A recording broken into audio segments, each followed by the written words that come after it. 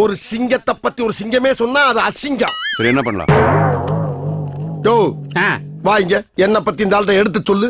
தமிழ்நாடு தலைகுனியாது, தமிழ்நாடு போராடும், தமிழ்நாடு வெல்லும் என்று முரசறைந்து சொல்லிய திராவிட பேரரசு. என்ன பேசிட்டு இருக்கும்போது பிபி ஊதுற? என்ன பத்தி யாருக்கிட்டையும் விசாரிச்சியா? புதியதொரு திராவிட மாடல் சரித்திரத்திற்கு அடித்தளமிட்டு கொண்டிருக்கும் விடியலின் உதய சூரியன். என்ன சொன்ன? விடியலின் உதய சூரியன் இவரா? ஆமாங்க. 24 மணி நேரமும் உழைப்பு உழைப்பு உழைப்பு என்பதையே ஆயுதமாக்கி போராடும் திராவிட போராளி. எதுக்காக அப்படி சொன்ன? சொன்ன அப்பப்போ பணம் கொடுப்பாங்க, அதாங்க சொன்னேன். திராவிட மாடல் அரசின் வெற்றி நாயகர். சம்பந்தம் இல்லாம பேசுறாங்களே சாமி. திராவிட முன்னேற்ற கழக தலைவர், தமிழ்நாட்டின் உதய சூரியன். யார் சொல்லி கொடுத்தா? இவர்தான் சொல்ல சொன்னாரு. ஆட்டம் நடக்கிற ஊருக்கெல்லாம் வா, 10 ரூபா தர்றேன், இந்த மாதிரி போலந்து பேசி அதுலயும் அந்த தவுலுக்காரன் காதல் விடுற மாதிரி சொல்லுன்னு அப்படிதான் சொல்ல சொன்னாரு.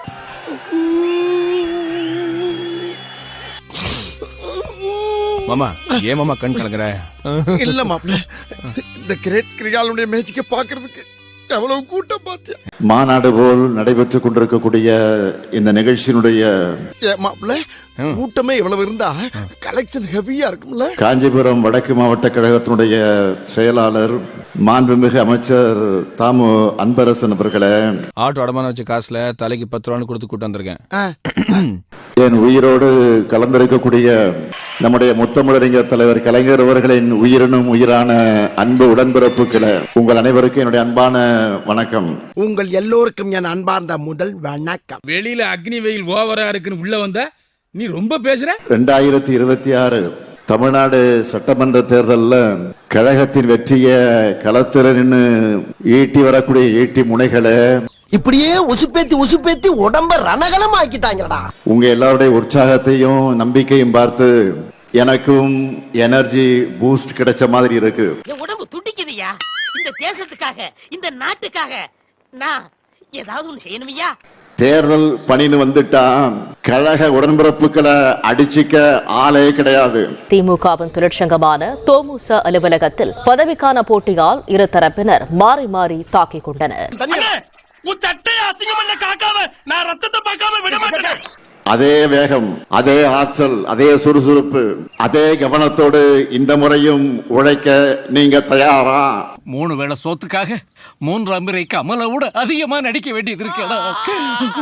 இந்தியாவில் வேற எந்த கட்சிக்கும் இல்லாத கட்டமைப்பு நம்ம கிட்ட இருக்கு. நான் முன்னாடியே சொல்லி இருந்தேன், இந்த தேர்தலில் நம்ம கட்டாயம் 2,50,00,000 வாக்குகளுக்கு குறையாம வாங்கியாகணும் என்று சொல்லி இருந்தேன். இதை சாத்தியப்படுத்தி காட்டுவது உங்களுடைய பொறுப்பு. என்னடா இழிச்சவாய பாருங்க, என்ன கொடுத்தாலும் வாங்கிப்பா, எடுத்து கேள்வி கேட்க மாட்டாங்கிற இருந்தா இதை எப்படி பண்றது? என்ன கேளுங்கள், என்ன செய்ய வேண்டும் என்று நான் உங்களுக்கு சொல்லுகிறேன். சொல்லுங்க தலைவா. Yes, come in. ரொம்ப சிம்பிள்.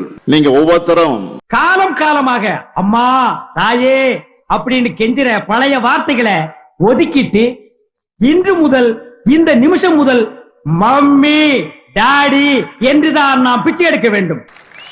ஏற்கனவே ஓரணியில் தமிழ்நாடு பரப்புரை மூலமா 1,14,00,000 குடும்பங்கள் நம்ம கழகத்தோட இணைஞ்சிருக்காங்க. ஏயா இப்படி மூட்டை மூட்டையா அவுத்து போட்ற? நீ நான் பீலா மன்னனா? அப்ப எல்லாம் பீலாவா? அட போய்யால இவள என்ன ரியாக்ஷனா கொடுத்துட்டு வர? ஒவ்வொரு வாக்குச்சாவடியும் வெற்றி வாக்குச்சாவடியாக மாற்ற உழைக்க போறது நீங்க தான், முன்கள வீரர்கள். உங்க உழைப்பிட தான் நாம 7வது முறையா ஆட்சிக்கு வரப்போறோம். வரவரவனுடைய இம்சைனால தாங்க முடியலடா. திமுக என்ற ஆலமரத்தினுடைய வேர்கள் நீங்கள்.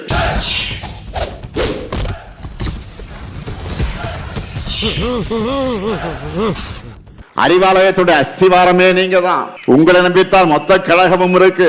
உங்களை நினைக்கும் போது என் கண்ணு கசங்குதுடா. என்னுடைய மொத்த நம்பிக்கை நீங்க தான். ஐயோ ஐயோ ஐயோ, அகிலாண்டேஸ்வரி, அல்லா, ஜீசஸ், நான் உன் தலைக்கு வெளியே தான் அடிபட்டுக்கு நினைச்சிட்டு இருந்தேன், தலைக்குள்ள அடிபட்டுக்கு நினைக்கலப்பா நான். பரம்பரையாக திமுகவிற்கு வாக்களிக்கும் குடும்பமாக இருந்தாலும் சரி, பரம்பரை இதே புரிய வைக்கிறீங்களே, இன்னுமாடா நமக்கு போகாம இருக்குது. இதுவரை நமக்கு வாக்களிக்காத குடும்பமாக இருந்தாலும் சரி, பரப்புரையின் கடைசி நிமிடம் வரை மக்களை சந்திச்சு வாக்கு கேட்டுக்கொண்டே இருக்கணும். விளக்கு மறுப்பிஞ்சிரும். சரிடாக்கு, நீ ரொம்ப கோவமா இருக்க, நான் அப்புறமா வந்து மீட் பண்றேன். நீ எப்ப வந்தாலும் நான் இப்படித்தான்டா இருப்பேன். Excuse me. போடாங்கறல்ல. வீடு வீடாக போய் பிரச்சாரம் பண்ணுங்க, இயல்பாக பிரச்சாரம் பண்ணுங்க, சகஜமாக பண்ணுங்க, உரிமையோடு பண்ணுங்க. எங்கே சொல்லுங்கள். ஆஹா, இந்த வார்த்தைகளை கேட்கும் பொழுது காதிலே தேன் வந்து பாய்கிறது. ஒவ்வொரு வீட்டிலையும் நம்முடைய சாதனைகளை எடுத்து சொன்னீங்கன்னா எல்லாரும் வாயில எச்சுதான் ஊறும். எதுக்கு உன காரி துப்புறதுக்கா? அவங்களே உணர்ந்து நம்மை வரவேற்பாங்க. யோசிங்க எங்களையே சொல்லிட்டு இருக்கீங்க, நீங்களும் யோசிங்க. யோசிச்சு பேசுறவன் தலைவன் இல்லடா, அடுத்தவன் யோசிக்கிறத பேசுறவன் தான் தலைவன். அதனால நம்ம திராவிட மாடல் ஆட்சியினுடைய சாதனைகளை, திட்டங்களையும், அதனால தமிழ்நாட்டில் இருக்கக்கூடிய ஒவ்வொரு குடும்பமும் பயனடைஞ்சு வரக்கூடியதையும் ஒவ்வொருத்தருக்கிட்டையும் விளக்கமாக எடுத்து சொல்லுங்க. என்ன பத்தி இந்த ஆள்கிட்ட எடுத்து சொல்லு. என்னத்த சொல்றது? எதையாச்சும் சொல்லியா? தமிழ்நாட்டு மக்கள் மத்தியில ப்ரோ இன்கம்ஸ் தான் நிலவுது. ஆளுங்கட்சிக்கு எதிரான மனநிலை எங்குமே இல்லாத நிலைதான் இன்றைக்கு இருக்கு. ஆஹா, இவன் மண்டை குழம்பி மெண்டலாகி வந்திருக்கானா, இல்ல போர் அடிக்குதுன்னு டைம் பாசிங் பண்றானா, என்னன்னு தெரியலையே. 2021 இருந்ததை விட தமிழ்நாடு முழுக்க நமக்கான வரவேற்பும் ஆதரவும் கூடியிருக்கு. இதுவரை பார்த்தது திராவிட மாடல் அரசின் பார்ட் 1 தான். 2026ல வெர்ஷன் 2.2 லோடிங். இந்த லட்சணத்துல ஒரு இன்னும் 5 வருஷம் ஆகணுமாமா?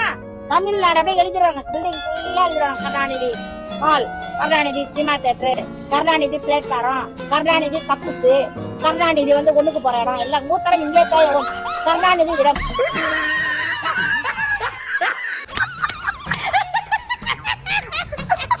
நண்பர்களுடைய டீ கடையில உட்கார்ந்து பேசுற மாதிரி ஃப்ரெண்ட்லியா பேசுங்க, கலகப்பா பேசுங்க.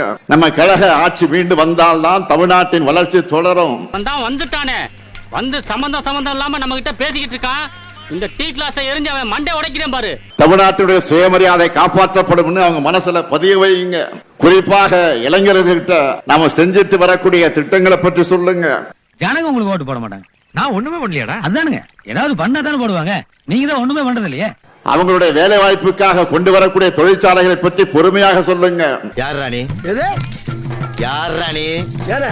என்ன யாரான்னு கேக்குறாரு? அதைத்தாண்டா நானும் கேட்கிறேன், யாரா நீ? இதுக்காக உங்களுக்கு தேவைப்படக்கூடிய தகவல்களை அடங்கி இருக்கக்கூடிய ஒரு புத்தகத்தை உங்களுக்கு வழங்கி இருக்கிறோம். என்ன சொல்லி வித்த? கேள்வி எல்லாம் கேட்கப்படாம கேட்லாக்கு கொடுத்துருக்காங்க. டேய், இதுக்கு பேரு கேட்லாக்கா? எலிமருந்து சீட்டு மாதிரி இருக்குடா. நீங்க எதை படிக்கிறீங்களோ இல்லையோ, 1 மணி நேரம் ஒதுக்கி இந்த குட்டி புத்தகத்தை கட்டாயம் படிச்சிடுங்க. இது என்னுடைய ரெக்வஸ்ட் இல்ல, கழக தலைவரா உங்களுக்கு போடக்கூடிய என்னுடைய உத்தரவு.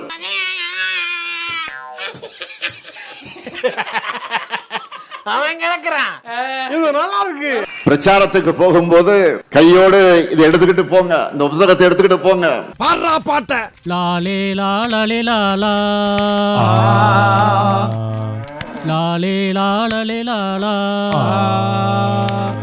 மக்கள் கிட்ட எடுத்து சொல்ல முன்பு நாம என்னவெல்லாம் செஞ்சிருக்கோம் முதல்ல நமக்கு தெரியணும். பல கட்டுரைகள் எழுதி குத்தனே, அத பூரா மனப்பாடம் பண்ணிட்டீங்களா? மனப்பாடம் பண்ணிட்டேங்க. எங்க சொல்லு. முதல்ல அவரை பேச சொல்லுங்க. அப்ப நீ மனப்பாடம் பண்ணல. கடந்த 5 ஆண்டு காலத்துல சென்னைக்கு எவ்வளவோ செஞ்சிருக்கிறோம். என்ன காரணம்? எத்தனை தொழிற்சாலை நம்பர் இது போல இத்தனை தொழிற்சாலைகள் தொடங்கப்பட்டிருக்கிறது. ஒரு சின்ன எக்ஸாம்பிள், கொஞ்சம் இருங்க சார். எத்தனை நம்பர் சொல்லுங்க.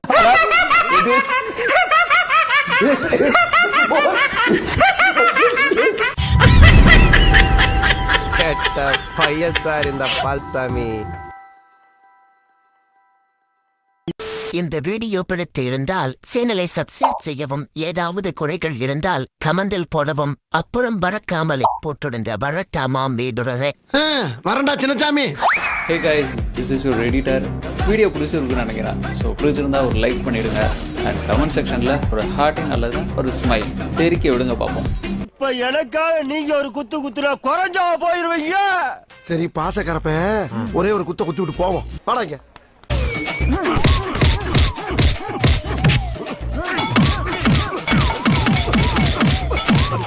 போதுமில்லடா போடா